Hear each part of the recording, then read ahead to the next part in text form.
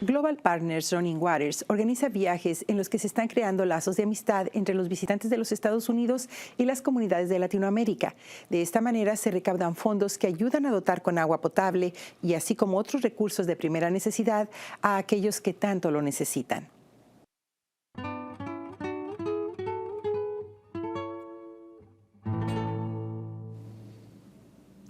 Sister Jan, a pleasure to have you again.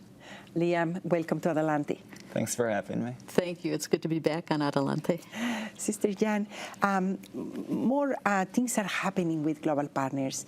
How are you organizing the trips to Latin America? Has something changed or are new things going on with the organization? Well, for the trips, this year we have the Applied Global Business Learning School from Marquette. They will be doing their service community learning in January.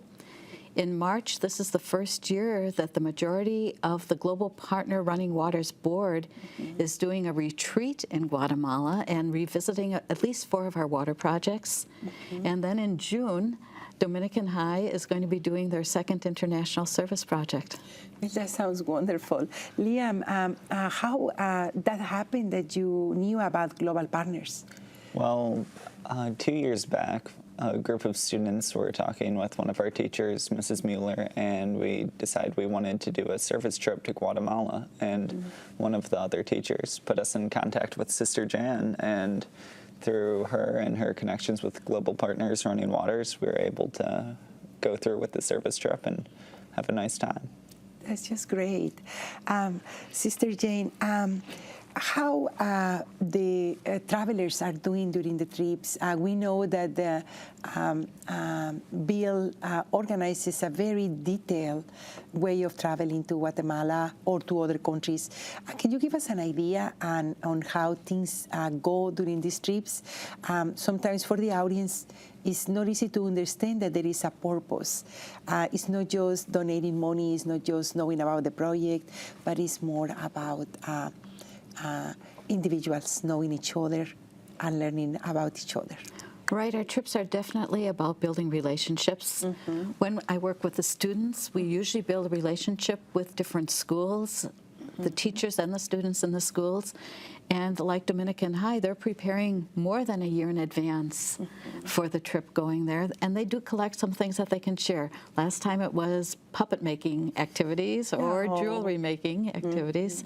And with the adults, Bill does organize some of those trips, and we prepare a year in advance too, making some connections. We also visit the parents of one of our Guatemalan doctors in town who works at the 16th Street Clinic, and we visit in Paramos, and he has an outreach to senior citizens there. In Chinique, we visit with the principal of the school. In Santa Apollonia, we visit with the School Sisters of St. Francis, who have their center house right here on 27th and Layton, but they also have an orphanage in Santa Apollonia. So all along the way, we make relationships and we try to stay connected with those relationships.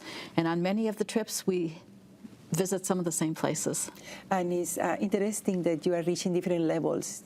Sometimes it's the families, sometimes it's the elderly, sometimes it's specific schools or people who have opened the doors for you guys. And this is just wonderful because it gives a different vision for the visitors.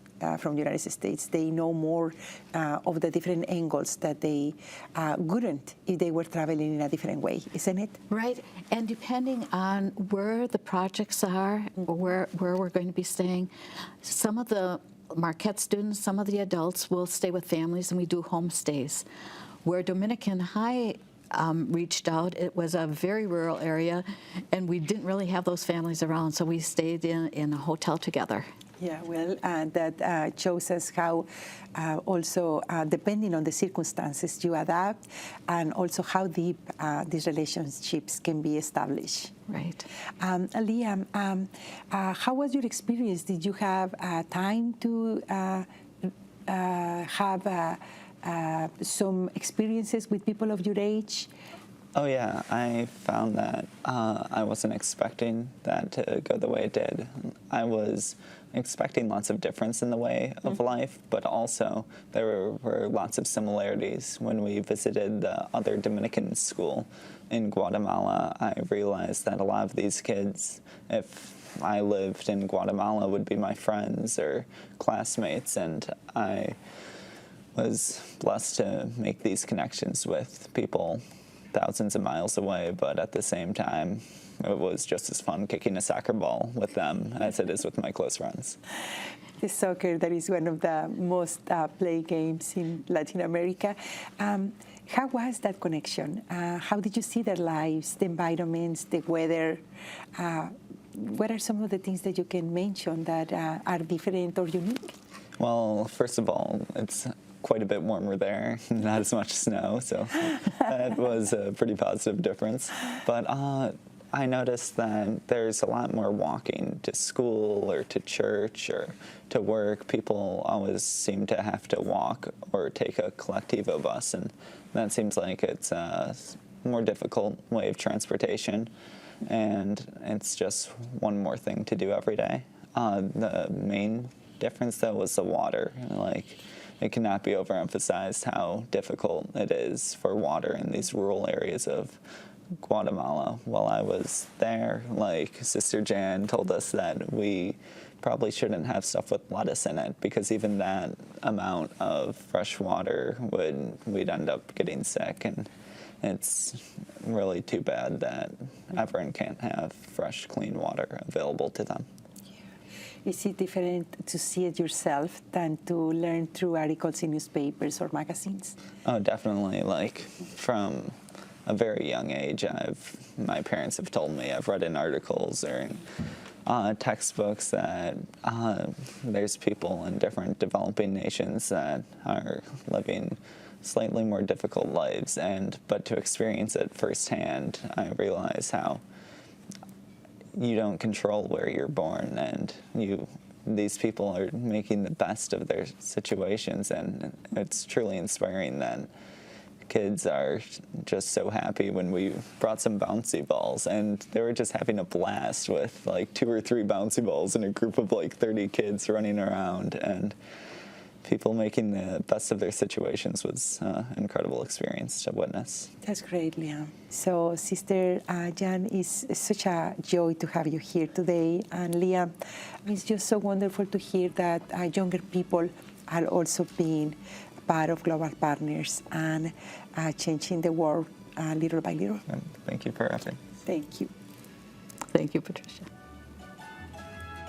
Y al final de un programa más de Adelante, por favor déjenos saber sus comentarios en nuestro teléfono 297-7544 o escríbanos a nuestra dirección de correo electrónico en adelante@matc.edu y visítenos en nuestro sitio del internet en mptv.org y en Facebook. Soy Patricia Gómez, gracias por acompañarnos.